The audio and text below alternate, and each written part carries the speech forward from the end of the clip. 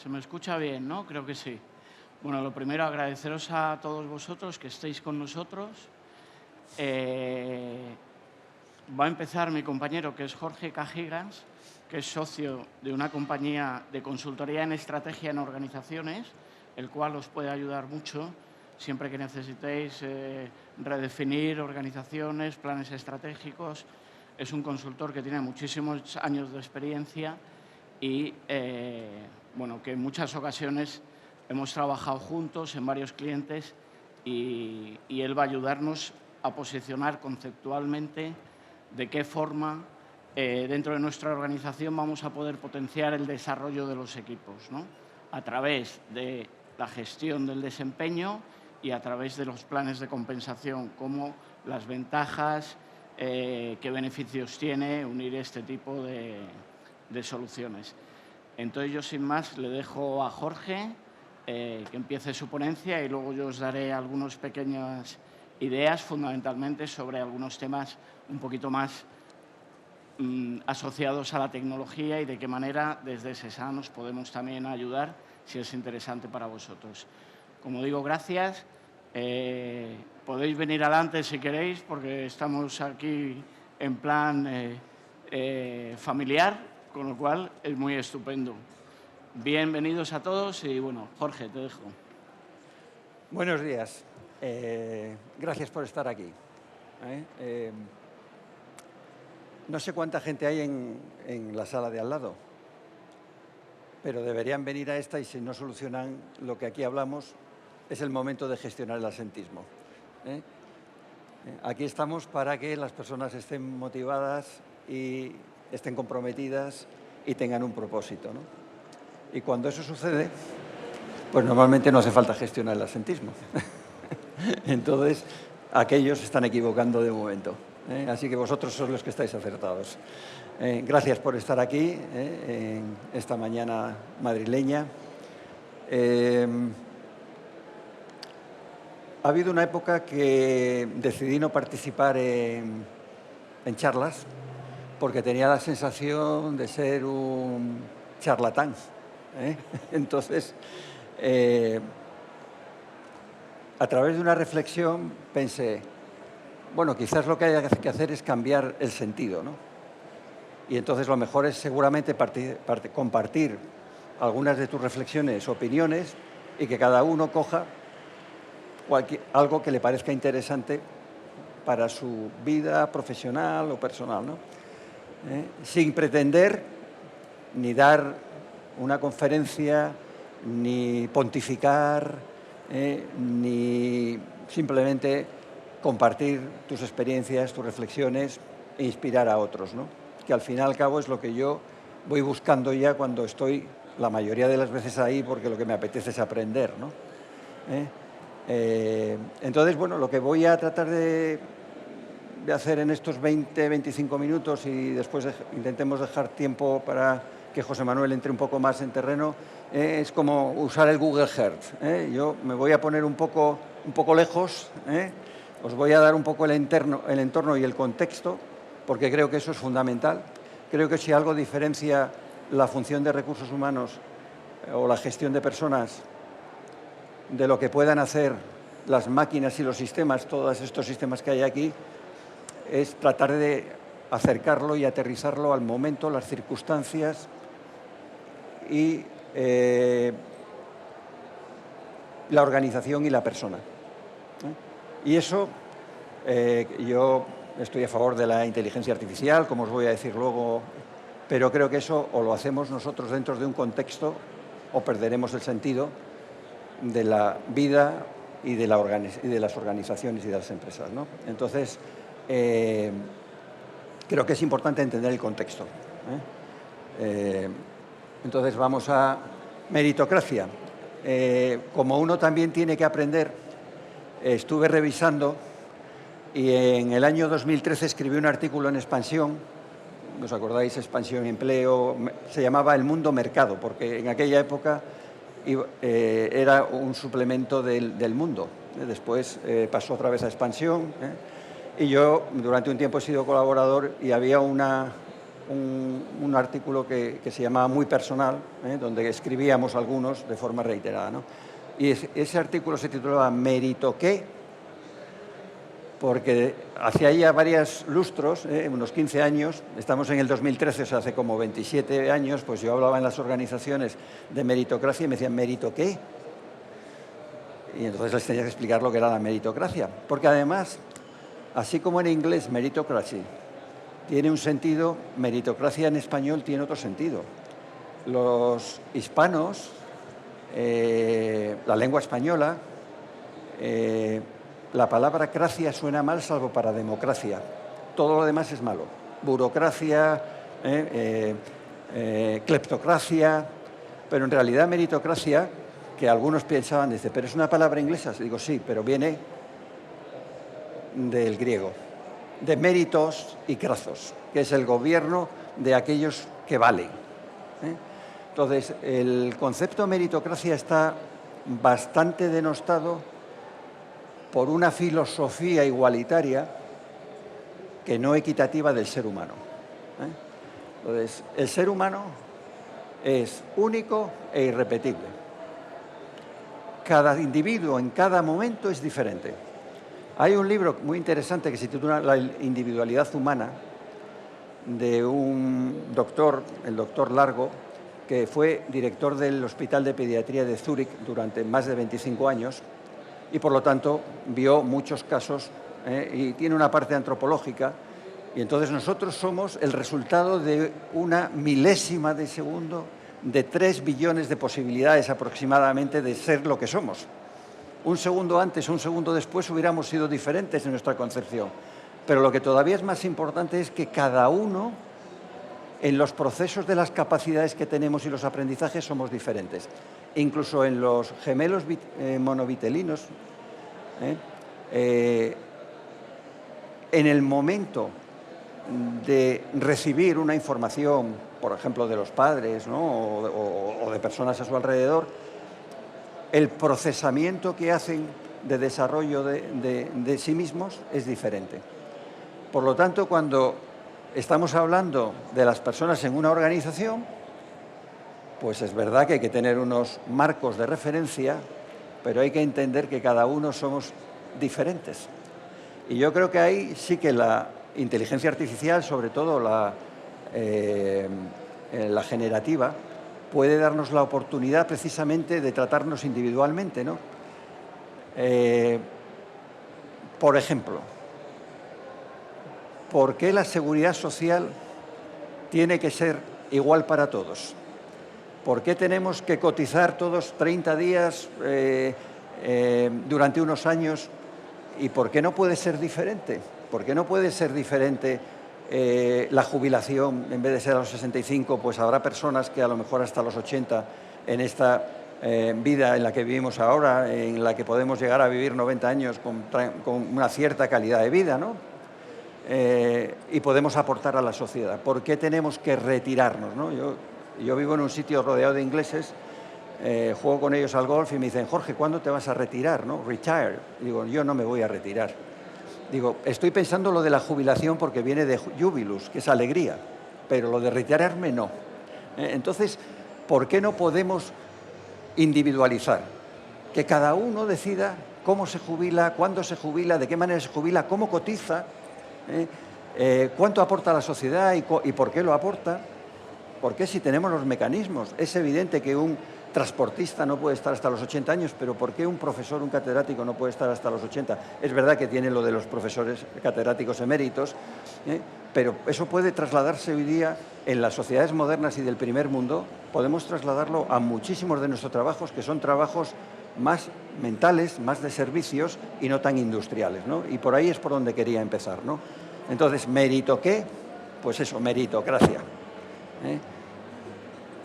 Ayer, eso es lo bueno de esperar el último momento para cerrar la presentación, estuve en un evento de AEDIPE Centro, del que soy miembro de la Junta Directiva, y estaba Cristina Oria, que os sonará, que es una restauradora y empresaria, y entonces dentro estuvo contando su experiencia preempresarial, los éxitos y algunos de los fracasos. Por ejemplo, el restaurante que abrió en San Sebastián y que tuvo que cerrar. Y la razón por la que cerró el restaurante fue precisamente por esta, ¿no? Dice, no podía tolerar que pagarles el 30% más a unas personas en San Sebastián que no les importaba demasiado el proyecto cuando tenía gente en Madrid que se estaba dejando la piel por el proyecto, ¿no? Entonces, vale, todo eso lo entendemos todos, ¿verdad que sí? Sí, pero la clave es ¿cómo? ¿Cómo garantizo yo que realmente tengo un sistema lo suficientemente equitativo para que todo el mundo sienta que es tratado como debe ser tratado? Que es el fondo de la cuestión. El fondo de la cuestión es ese. Ahora estoy en varios proyectos en 2 grandes compañías y estamos hablando de eso, del cómo. Porque cada decisión que tomes, y José Manuel va a hablar específicamente de retribución, yo voy a hablar un poco de todo el modelo, cada decisión que tú tomas en el ámbito de la retribución tiene mucha más importancia que la retribución. Si yo hablaba hace poco con un presidente ejecutivo de una compañía, le decía, cada vez que tú decides el tipo de variable que le pones a tus empleados, a tu organización, estás dando un mensaje. Estás dando un mensaje que esta organización tiene que trabajar en equipo. Y yo miro tus objetivos, los variables que les pones a la gente y son todos individuales. Ya me vas a explicar a mí bien cuando yo tengo que pegarme con José Manuel para conseguir mis resultados, porque normalmente eso es lo que sucede. ¿Cómo vamos a trabajar en equipo si algunos de los elementos nos están distrayendo o nos están llevando a un sitio diferente? Es un ejemplo muy simplista, pero es decir, cada decisión que la compañía toma en todos los ámbitos de cómo me trata y cómo trata mi trabajo, mi aportación, es un mensaje que no solo doy a esa persona, sino que estoy dando a la organización. Entonces, después hablé con Cristina y digo, mira, voy a utilizar tu frase, digo, la voy a adaptar un poco. Ay, no me digas qué ilusión. Digo, no. Digo, sí, la voy a usar porque precisamente me viene muy a cuento de lo que tengo que hablar mañana. Vamos a ver, no se ve la transparencia entera. Así. Hay un autor coreano, pero realmente es de la escuela alemana, que se llama Hu Chun-yang, nunca me sale el nombre, pero tiene varios libros interesantes. Los 2 últimos me han gustado menos, sinceramente, pero hay uno que se llama La sociedad del cansancio. Debajo tenéis a una persona, yo creo que este es un libro que yo recomiendo siempre, que es La condición humana de Hannah Arendt, que habla del concepto de trabajo, ¿no? Entonces, en la mayoría de las lenguas occidentales usamos 2 palabras que son trabajo y laboral, pero en realidad no tienen ninguna diferencia, ¿no? ¿Por qué tenemos 2 palabras? Bueno, pues todo tiene su explicación. En el siglo V antes de Jesucristo, en Grecia, que es al final el origen de nuestra civilización occidental, ellos tenían muy bien divididos lo que era la aportación que cada individuo, en este caso es verdad, era una sociedad en la que la mujer pues estaba en el gineceo, ¿no?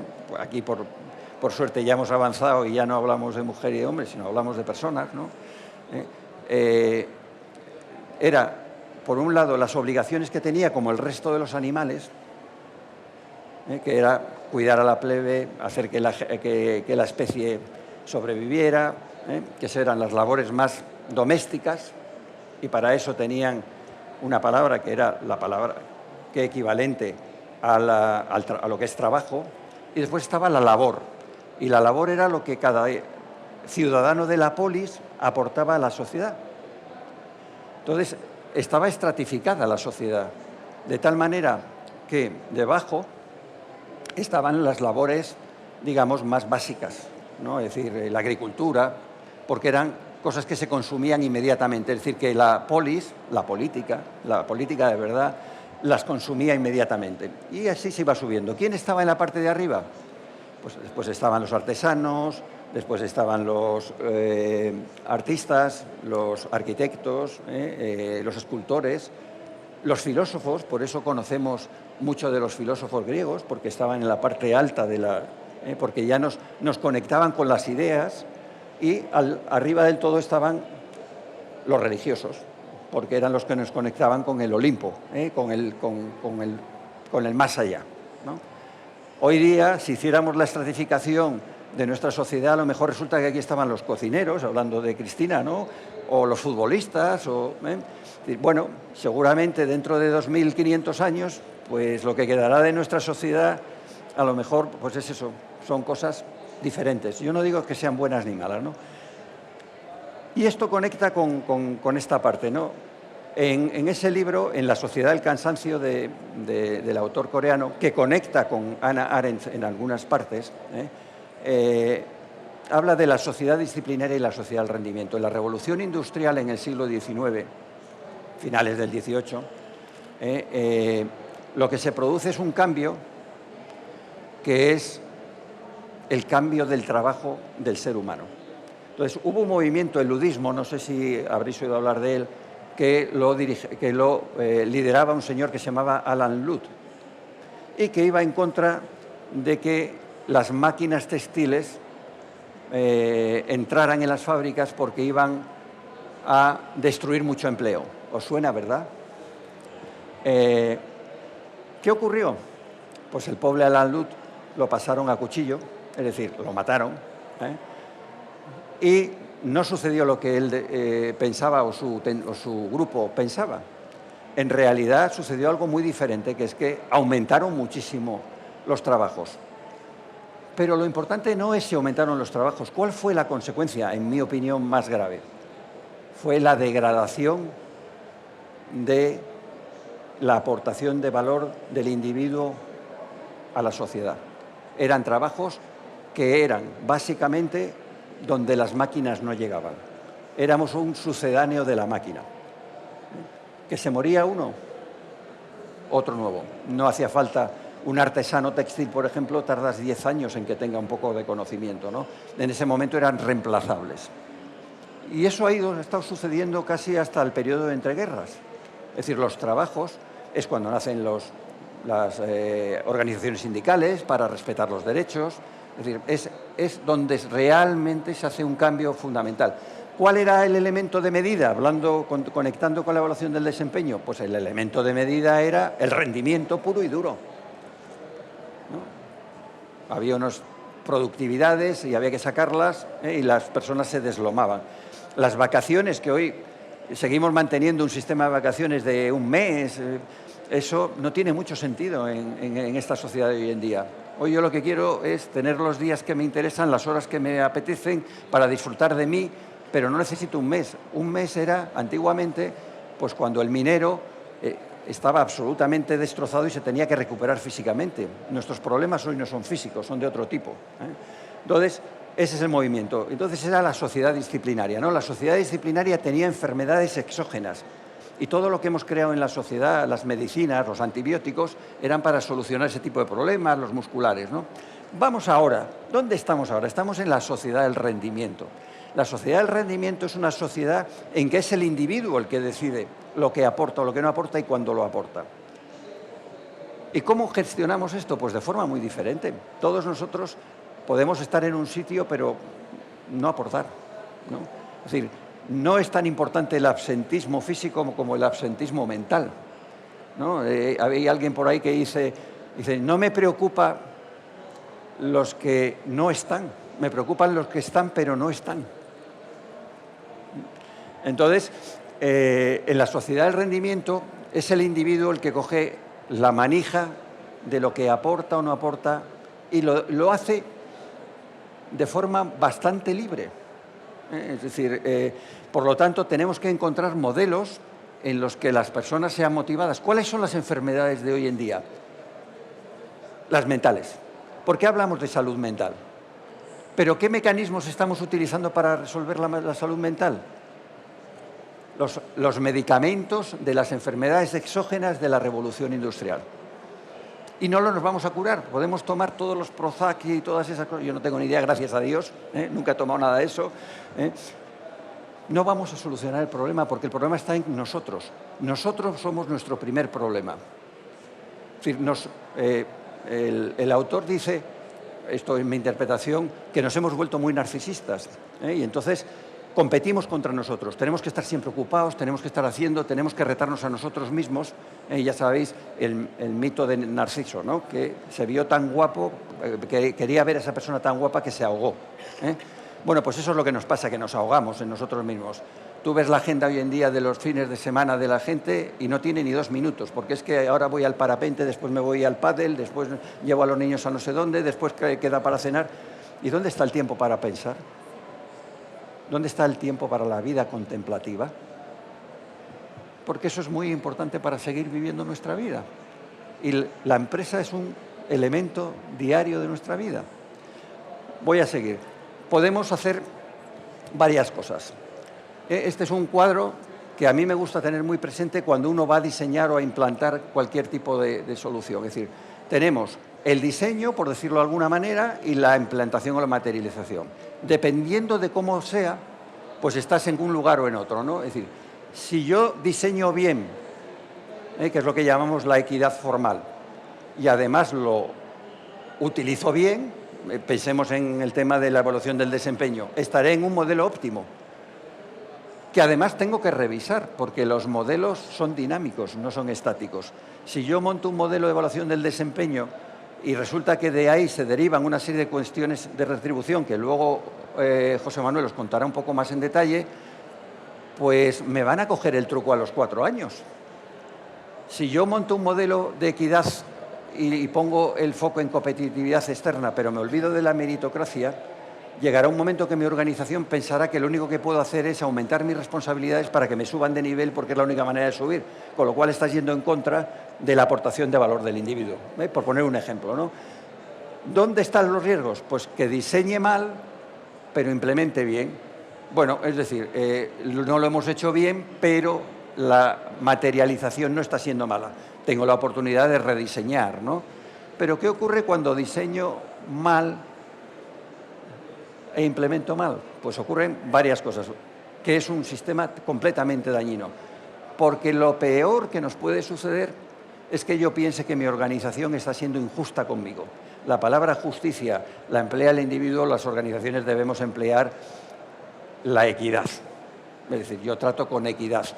Garantizo a todos mis empleados, garantizo a todos mis colaboradores que realmente van a tener un sistema que vamos a medir y que vamos a cuidar para que no sucedan estas cosas y para que no haya desmotivaciones. La retribución no es un elemento de motivación, también os lo digo, pero es un gran elemento de desmotivación si no lo haces bien.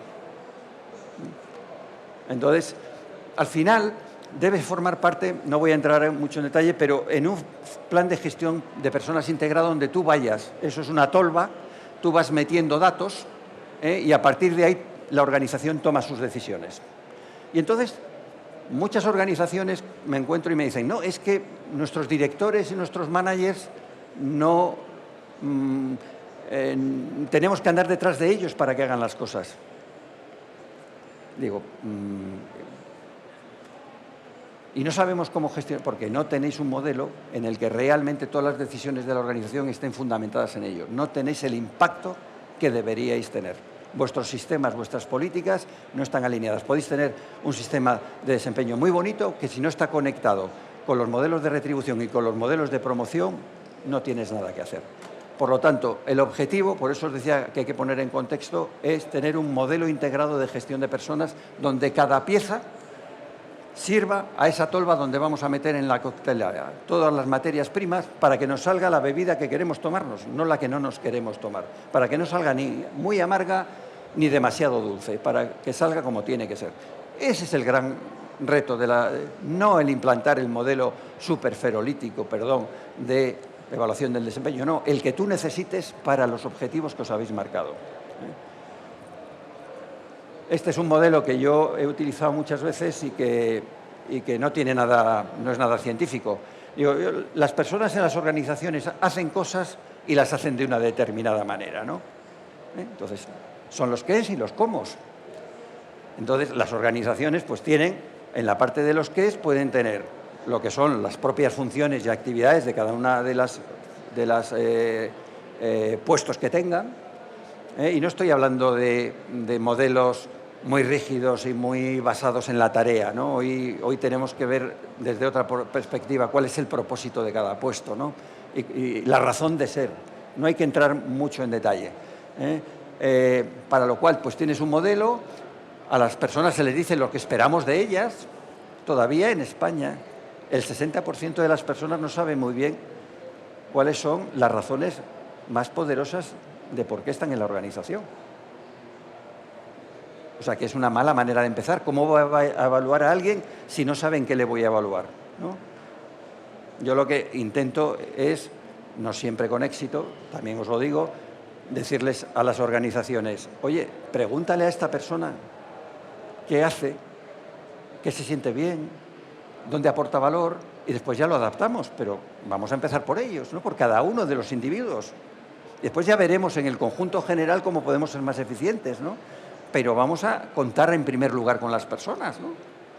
Y después hay organizaciones que tienen modelos de variables. Yo trabajo en compañías, trabajé, por ejemplo, en Pepsi, que es una compañía agresiva y muy comercial, que teníamos unos variables muy altos, porque el negocio lo pedía, y después trabajé en General Electric, en el que no teníamos variables, nos lo jugábamos todo a lo fijo, al rojo.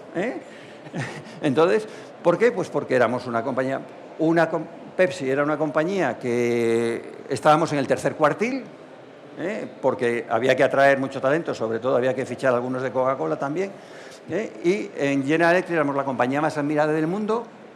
No necesitábamos ponernos en el tercer cuartil, nos poníamos en la mediana, porque todo el mundo quería venir. Un día me decía Jorge Valdano, dice, el secreto del Real Madrid, aunque hablar del Real Madrid hoy, yo no soy nada futbolero, pero el secreto del Real Madrid es que los futbolistas quieren venir a jugar aquí.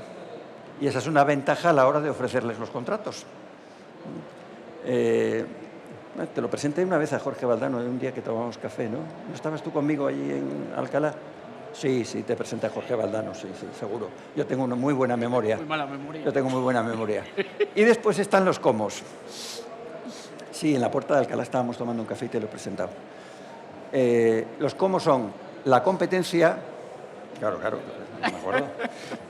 Están las competencias. Las competencias son las habilidades, los comportamientos que ayudan a que yo pueda desempeñar bien mi puesto. Son un inductor del buen desempeño, pero no están conectadas con el desempeño. Hay compañías que deciden pagar por competencias. Incluyen como parte del desarrollo los modelos de retribución. Y yo digo, ¿para qué le vas a pagar a alguien porque aprenda? Págale cuando lo ponga en práctica, ¿no? Y entonces, bueno, pues, y después está la parte de valores, ¿no? En un libro que escribimos con otros compañeros que se titula, no sé si eran los 10 retos de Silvia o los mitos de Silvia, porque hemos escrito 2, hablábamos un poco de la diferencia entre los valores y las competencias, ¿no? Los valores son comúnmente aceptados y se pueden evaluar también. Las compañías españolas no están muy acostumbradas, pero no deja de más. Y yo digo, para las competencias no utilicéis 360 grados, utilizadlas para los valores. Luego, si en las preguntas, si queréis hacer alguna pregunta, oye, explícame cómo, os lo cuento, pero por no robarle tiempo a José Manuel. En muchos de los estudios, yo utilizo mucho del Corporate Executive Board, que sigue estando muy vigente. No se trata de que los muy malos rendimientos se conviertan en excelentes, no. Se trata de que nuestra curva se mueva, es decir, que haya más de la mitad hacia lo positivo que de la mitad hacia lo negativo. En todas las organizaciones hay motivators, hay amargators, entonces, bueno, oye, están ahí. No puedes satisfacer a todo el mundo, esa es una máxima fundamental, pero sí puedes hacer que la mayoría de tu organización en media sea más eficiente, ¿no? Por lo tanto, hay que mover la curva, ¿no? Y para mover la curva, ¿qué hay que hacer? Bueno, pues hay que hacer, pues eso, ahí va, que me he ido. No, para atrás no va. Sí. Bueno, aquí os he puesto las 6 razones principales que mejoran el rendimiento de la gente. Y muchas de ellas tienen que ver con la evaluación del desempeño, con las conversaciones con los jefes y cómo se trata a las personas en la forma de la retribución. Por eso os decía, no es un elemento de motivación. Lo que es motivante es la conversación con tu jefe. Lo otro es, si no lo haces bien, es desmotivante. Por lo tanto, hay que hacer, son las dos caras de la misma moneda, ¿no? Si alguno tenéis interés, como no sé si las presentaciones se van, si la cargáis en... Vamos a ver, los sistemas de compensación, que solo voy a hablar un poquito, tienen que cumplir cinco características. Algunas son fundamentales y otras son, como yo digo, comunicantes. Por un lado está que tiene que ser legalmente ajustada, es decir, nos tenemos que ajustar a la legalidad. Eso es impepinable. Tiene que ser económicamente soportable. Tú no puedes tener unas condiciones económicas que no pueda soportar la empresa, ¿no?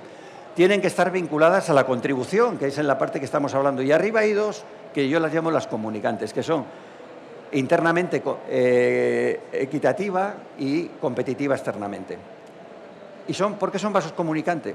Porque cuando la economía va muy bien, todo el mundo va y dice, es que si yo me marchara en la compañía X me van a pagar mucho más. Y cuando la economía no va tan bien, te comparas con los de dentro. Es que menganita o sutanito, pues hacen lo mismo que yo y ganan más. ¿Por qué? Porque es que fuera hace frío. Y entonces pues hay que quedarse dentro. Entonces son comunicantes. En la medida que la economía va bien, la competitividad externa gana enteros, y en la medida en que la economía no va tan bien o el sector no va tan bien, pues la equidad interna es más relevante. Hay que manejar los dos. No puedes irte a uno y dejar al otro. Y el tercero es vincular a la contribución, puesto que suponemos que la podemos pagar y suponemos que es legalmente ajustada, ¿no? Entonces esos hay que manejarlos, ¿no? Y aquí os quería poner un poco los retos para terminar ya y las oportunidades. Me voy a acercar porque no veo ni torta. Y aunque me la sé, pues no quiero meter la pata. Las nuevas formas de trabajar, es decir, ya os he contado el modelo que hemos tenido, pero es que todavía seguimos variando, ¿no? Estamos hablando del teletrabajo, estamos hablando de los slashers, los multiempleos. Este es el mundo que nos viene. Personas que prefieren ser autónomas a no tener una relación laboral, ¿no? Yo estaba un día con un consejero delegado y le digo, mira, es mejor que mantengamos el contrato mercantil. Digo, porque el día que tengas en un contrato mercantil yo puedo hasta regalarte el trabajo y las horas que a mí me apetezca. Pero si tienes la mala costumbre de contratarme laboralmente, te acaban de caer una montaña de normas en las que no solo te afectan a ti, me afectan a mí, porque yo ya no te puedo regalar el trabajo. Entonces, ¿cómo el derecho mercantil y el derecho laboral que emergen desde el derecho civil privado romano, han podido ir por caminos tan diferentes, ¿no? En las que hay más confianza en un contrato mercantil que en un contrato laboral. Las empresas hacen más caso a un consultor que a un empleado que tienen allí de su confianza, ¿no? Eso lo he vivido yo en los dos ámbitos, ¿no? Bueno, pues eso va a seguir aumentando, va a seguir aumentando. Los nuevos modelos de trabajo, es decir, los multiempleos, los slashers, la división geográfica que no os he dicho antes, la equidad retributiva. Es decir, igual puesto, igual salario, o no. Os hablaré un momento de la directiva europea que hay que implantar nueva. Y de cómo ahora a mí no me gusta nada lo de brecha salarial, porque una brecha es algo que te queda una marca y yo creo que no tiene que haber discriminación salarial bajo ningún concepto. Hombres, mujeres, jóvenes, viejos, es que da igual. Cada uno en la aportación de valor que haga, que sea compensado de acuerdo a la aportación que hace. Punto y final. Da igual de qué color seas o cuál sea tu sexo, ¿no? Y después la subjetividad sin arbitrariedad. Es decir, hay que tener cuidado porque a veces los modelos y los sistemas son tan rígidos que no nos permiten flexibilizar. No se trata de objetivar. Ortega y Gasset decía que creo que era Ortega y Gasset, ahora tengo dudas si Ortega y Gasset o Ramón y Cajal. No soy objetivo porque no soy un objeto, soy subjetivo porque soy un sujeto. Entonces, claro que los directores tienen que tener subjetividad, lo que no puede ser es arbitrariedad, no tener criterio. Nosotros somos los que tenemos que poner criterio con los modelos y los sistemas. Termino, José Manuel, que me estás mirando con mala cara. Directiva europea. La directiva europea establece claramente que hasta ahora era permisible un 25% de brecha y va a pasar a 5%. Pero también en su articulado dice una cosa muy interesante, que es maneras de justificar que no tengas ese 5%. Y la primera que pone es la aportación de valor y el rendimiento. Entonces, claro, no cualquier cosa vale, Entonces, tener un gran modelo y un buen modelo de evaluación del desempeño que impacte directamente en los sistemas de retribución te va a poder garantizar explicar cuestiones que son de lógica, y es que las personas que más contribuyen les pago más, sean mujeres, hombres, o blancos, o negros, o lo que sea, ¿no? Entonces, hay una vía que está establecida en el reglamento y que espero que podamos utilizar de la forma más leal y honesta posible. No se trata de buscar subterfugios, pero la oportunidad es pongamos sistemas de evaluación del desempeño y del rendimiento conectados con las retribuciones que nos permitan explicar las razones, porque no solo hay que hacerlo por la directiva, sino por nuestro equipo, para no desmotivarlos, porque aquí lo importante es los jefes, como yo digo, no tenemos que motivar. Con que no desmotivemos ya hemos hecho bien el trabajo, ¿no? Entonces, bueno, yo creo que hay la tecnología, la digitalización. Yo aquí diferencio entre inteligencia artificial y... Una cosa es digitalizar los procesos, que nos puede ayudar a que nuestros clientes internos, de verdad, pues les resulte mucho más fácil hacerlo y no tengamos que andar detrás de ellos. Y otra cosa es la inteligencia artificial. ¿Cómo gestionamos? Estaba yo en un proyecto con unas personas que están trabajando mucho, llevan un año en esto, y ya con las descripciones de puesto, con las evaluaciones, se pueden predecir cuáles son las competencias que tenemos que desarrollar en las personas para que sigan creciendo en el futuro, ¿no?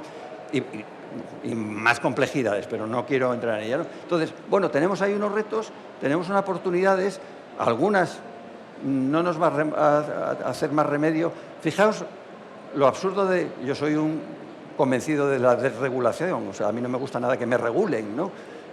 Sobre todo cosas que me parecen absurdas. Imaginaos una compañía que tiene un modelo de promoción, pues porque ha sido, por ejemplo, vamos a poner el típico ejemplo, ¿no? Un sector masculinizado, donde la presencia masculina es muy alta. Y tú has tomado unas medidas para aumentar la presencia femenina y para que haya más oportunidades profesionales. Si decides, ¿no?, pues tomar determinadas medidas. Y tienes un modelo de promoción. Imaginaos que ese año el 65% de las promociones han sido de mujeres. Normalmente en las organizaciones, cuando promocionas, pues no te ponen en el nivel más alto de la retribución, ¿no? Tienes como un escalado en el que en 2 años vas a llegar al 100%, bueno, los sistemas estos de retribución, ¿no? En el que vas a tener unos incrementos a medida que vas, digamos, pues dominando tu puesto, ¿no? Tú estás en brecha salarial, bien, pero como el 65% de las promociones han hecho que muchas mujeres asciendan un nivel y por lo tanto no están en el comparratio que deberían estar, porque tenemos un plan a 2 años, tú estás fuera de brecha. O sea, una medida buena que es voy a equilibrar el talento, se vuelve en contra mía y no podré justificarlo. Por lo tanto, es muy importante que los sistemas nos acompañen, y yo creo que ya no tengo más que... sí, bueno, empiezo con una frase. Dave Ulrich dice que el éxito de recursos humanos viene determinado no por lo que hacemos, sino por lo que posibilitamos que hagan otros. Entonces, bueno, me he pasado 5 minutos, perdona, José Manuel. Bueno, muchas gracias. Yo pido un aplauso para mi compañero, para Jorge Cajigas, que ha hecho una gran exposición. Yo voy a intentar aterrizar algunas cosas o hacer una presentación que os ayude a daros algunas ideas de cómo potenciar el desarrollo de los equipos dentro de nuestras organizaciones.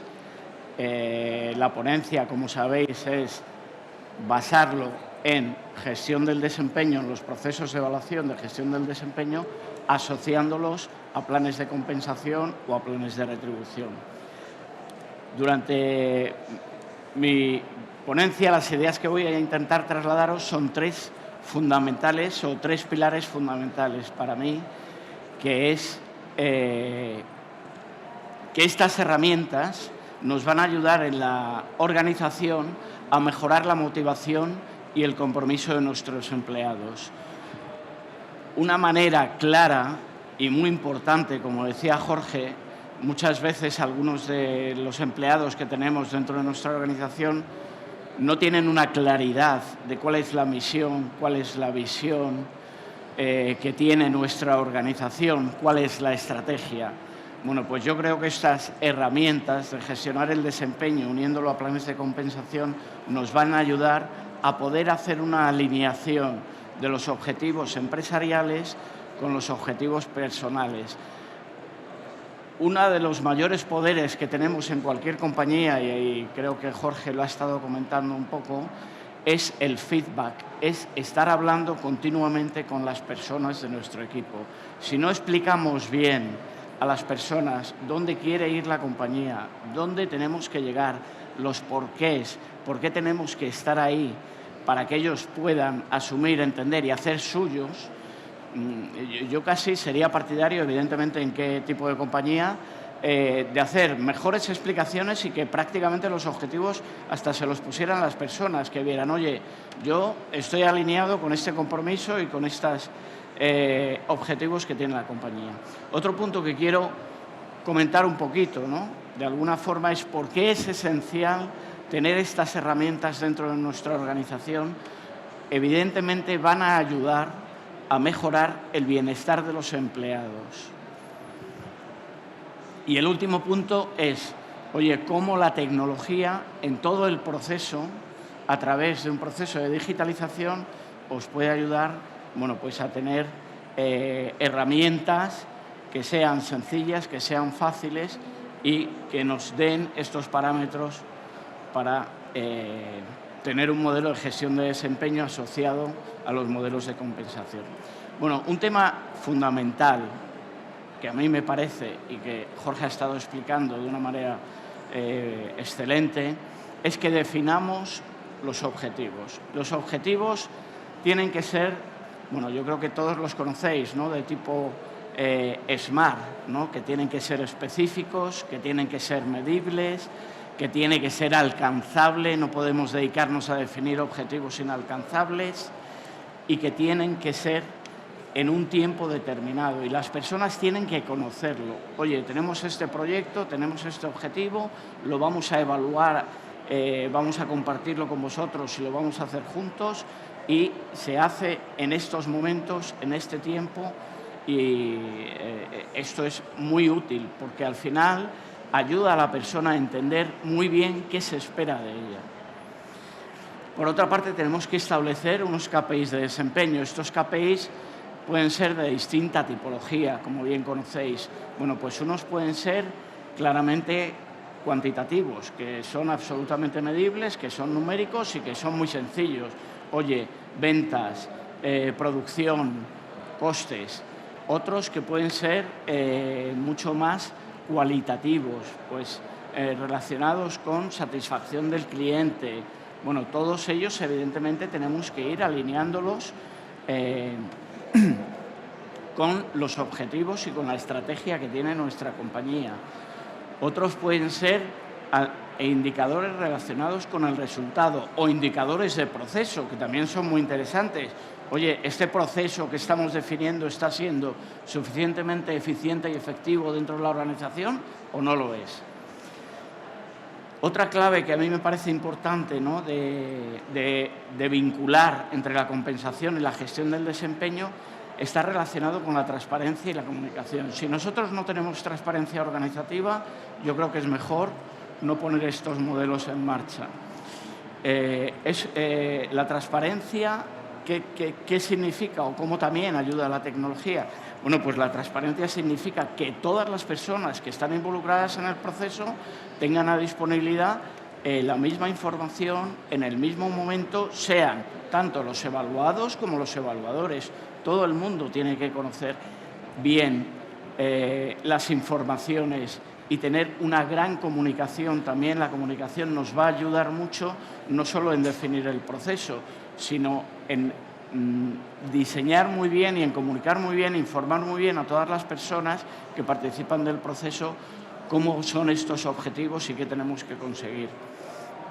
Y, por supuesto, tenemos que ayudarles con herramientas de formación y de desarrollo, porque de nada sirve hacer un buen modelo de gestión del desempeño que esté asociado a un plan de compensación si no tenemos herramientas para ayudarles en la mejora de ese desempeño, porque está claro que cuando hagamos feedback con las personas no todo va a ser coser y cantar, como diría mi madre, ¿no? Sino que es un trabajo y habrá situaciones en las que claramente tendremos que hablar con nuestra persona y decirle, oye, tenemos que hacer un proceso de mejora y te vamos a dar herramientas para desarrollar ese proceso de mejora, esa mejor capacitación para mejorar tu desempeño y que seamos capaces de cumplir los objetivos que todos tenemos y asociar un plan de compensación idóneo para vosotros.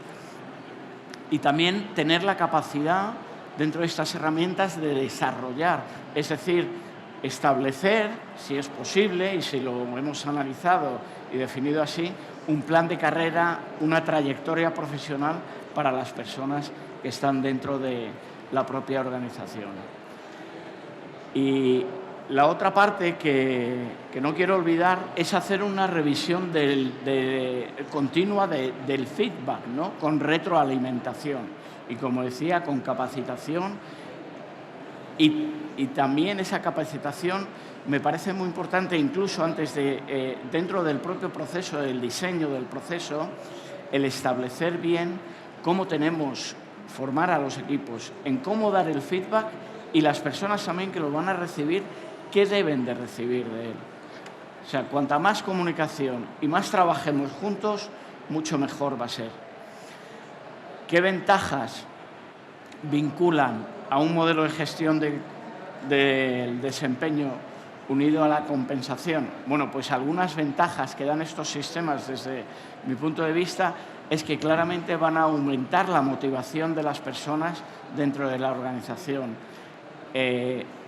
Debemos de intentar hacer una organización que, ¿cómo se dice?, que contribuya al reconocimiento del éxito de las personas. A mí me parece que esto es vital para aumentar la motivación dentro de la compañía. Reconocer las cosas que mis compañeros, que incluso mis superiores, están haciendo bien. Compartirlas, conocerlas y tener una cultura de dar la enhorabuena.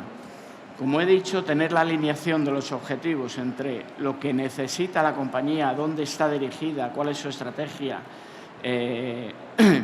dónde tiene que llegar y qué objetivos debe de cumplir, alinearlos con el área, la unidad, el departamento.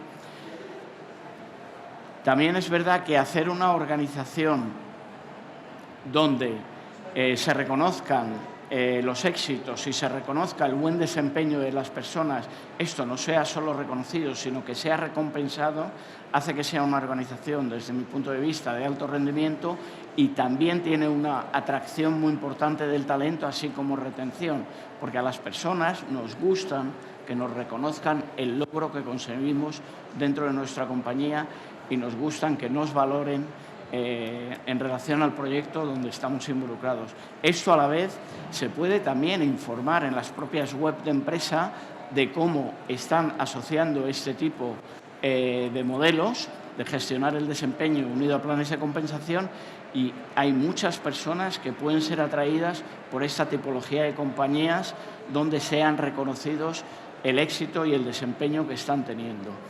Y tener, como he dicho un poco anteriormente, una claridad tremenda en todo el proceso y una transparencia para todos. Es probable que si se pone este modelo en marcha, podamos encontrar algunos potenciales inconvenientes. Pues, por ejemplo, puede existir desmotivación, estrés. ¿Cuándo creo que puede ocurrir esto? Pues si existe un ambiente de competitividad exacerbado o si hemos puesto metas que no son alcanzables por parte de las personas, esto evidentemente para mí sería un desastre. O sea, poner algún objetivo dentro de estos modelos que no sea alcanzable está abocado al fracaso. También es cierto que podemos encontrar como algún potencial inconveniente que se aumenten los procesos administrativamente y que requieran un poco más de tiempo, pero a mí eso creo que lo que hay que hacer es analizarlo bien, evaluarlo bien y mirarlo en detalle. Y el poder tener una percepción de injusticia, como decía Jorge, con relación a mis compañeros, pero lo mismo, ¿no? Con herramientas de claridad, transparencia, buena comunicación, creo que superamos estas partes. La influencia en el bienestar del empleado es que tener reconocimiento y motivación dentro de mi organización y además yo saber a dónde voy, a dónde tengo que llegar, me parece que da una estabilidad mental muy grande. También el tener una claridad de las expectativas, ¿no? De dónde vamos, dónde tengo que llegar, bueno, pues va a eliminar una situación de ansiedad de si estoy en una organización que no sé ni lo que tengo que hacer según llego al trabajo. Al final esta serie de modelos, si están bien llevados a cabo, van a generar mucha confianza, mucho trabajo en equipo y va a influir positivamente en el bienestar de las personas. Y como siempre, tener oportunidades de crecimiento, el yo saber que soy una compañía donde puedo evolucionar y puedo crecer, pues evidentemente también va a tener una influencia muy positiva. A nivel de la empresa, pues que sin lugar a dudas va a mejorar el rendimiento de las personas dentro de la organización. Vamos a hacer que la compañía sea mucho más atractiva en el talento interno, así como en el talento externo, si hacemos también buenos procesos de comunicación hacia afuera y el tener una cultura de alto rendimiento, de alto desempeño dentro de la compañía. A nivel de la digitalización, bueno, tengo algunos puntos, ¿no? Luego os puedo dejar la presentación, lo que queráis, pero yo creo que lo importante es cuando digitalizamos un sistema de estas características, tener en consideración 3 o 4 cosas. Las más importantes, tenemos que saber bien dónde estamos, dónde vamos, qué queremos conseguir dentro de la compañía, dónde queremos estar y hacer un buen análisis de detalle, el cual, evidentemente, va a definir y a decidir qué tipología de sistemas y qué tipología de tecnología vamos a tener que utilizar.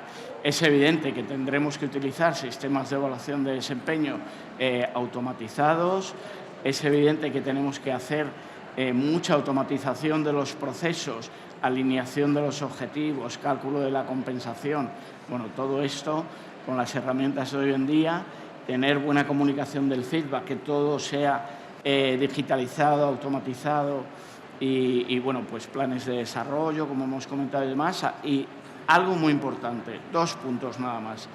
Acceso a la información a través de los portales del empleado para que él pueda ver sus objetivos, sus evaluaciones, sus planes de compensación, en definitiva, cómo está dentro de la trazabilidad del sistema, cómo está evolucionando.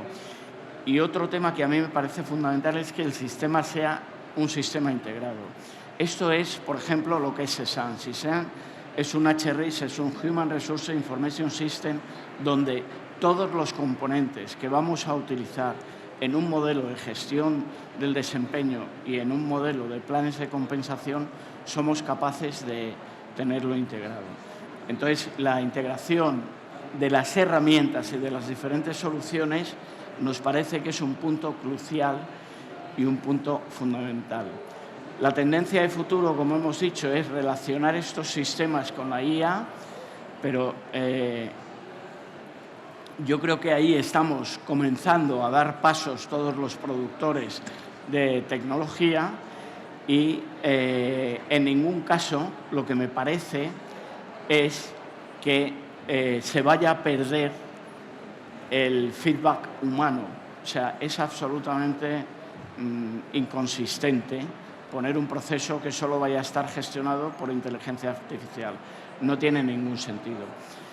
Donde sí vamos es a integrar, como decía, todos los procesos o todos los elementos que se pueden digitalizar dentro de una organización de recursos humanos, desde la selección hasta la gestión del desempeño, hasta los planes de compensación, todo a través de herramientas de comunicación, de portales del empleado y hacer que la información fluya de forma transparente, como decía, para todas las personas. Esto es un poco nuestro sistema. Tenemos un stand aquí al lado donde os podemos informar de todas nuestras soluciones y, pues, por ejemplo, como la compensación del desempeño en un proceso de evaluación, tiene acceso a tareas con propuestas de compensación, el evaluar propuestas de cambio salarial para el evaluado en función de cómo está desarrollándose ese desempeño y poner a disponibilidad todas estas informaciones y tratar, como bien ha dicho Jorge también, al individuo. O sea, los planes de compensación, desde mi punto de vista, tienen que ser individualizados. Yo creo que en esto también, en el futuro, la propia inteligencia artificial va a ir a ayudarnos y el propio individuo tendrá la capacidad de decidir cómo es su plan de compensación. Es decir, no siempre tiene que ser retribución. Puede ser tiempo libre, puede ser teletrabajo, puede ser mayores temas de conciliación en la vida personal, vida laboral. O sea, la compensación son muchas cosas, como bien sabéis. Entonces hay que decidir bien, no solo para la compañía, sino también para el individuo, y que él tenga la capacidad, en un mapa que le demos de planes de compensación diferentes, pues de poder seleccionar lo que para él es más interesante dentro de la compañía. Oye, yo quiero agradeceros mucho. Os digo, ahí está el stand de Cézanne, si queréis algo más de detalle, y si tenéis alguna pregunta para Jorge, que es mucho más consultor que yo, que me dedico a tecnología nada más, o si tenéis alguna duda, agradecer vuestro tiempo y bueno, yo creo que hemos estado más o menos en hora. ¿Tenéis alguna duda, preguntas? Gracias a vosotros. Tenemos 3 minutos para alguna pregunta o alguna... ¿No tenéis? Os voy a contar lo de valores y competencias, que había quedado pendiente. Perdón. Pues adelante, adelante.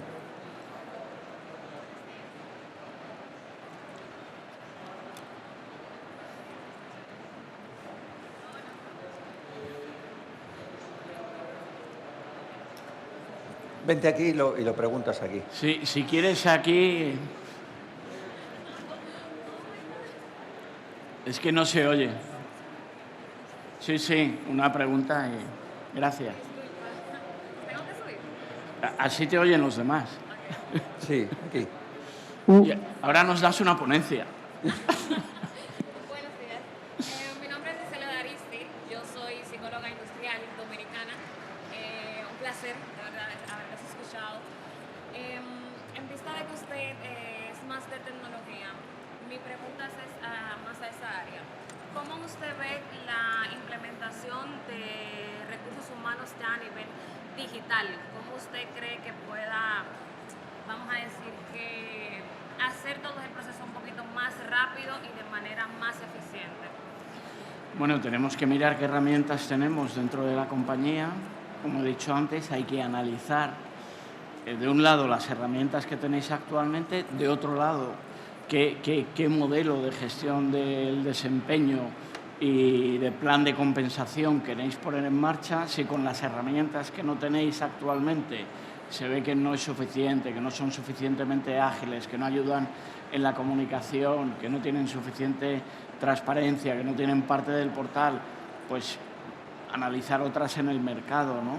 Pero hay que hacer, siempre en una compañía, hay que mirar en detalle qué tiene, qué quiere, qué herramientas hay en la casa y dónde quiere estar. En función de lo que tú quieras, pues puede haber herramientas que te ayudan en la digitalización en una tipología de procesos, otras que te ayudan en otro. O sea, hay que mirar un poco lo que necesitas, ¿no? Siguiente. Nos están llamando la atención. Sí, que de todas maneras, si queréis las presentaciones las vais a colgar en la página, vais a la página web de Cézanne y estarán allí para vuestra disposición. Sí, todas.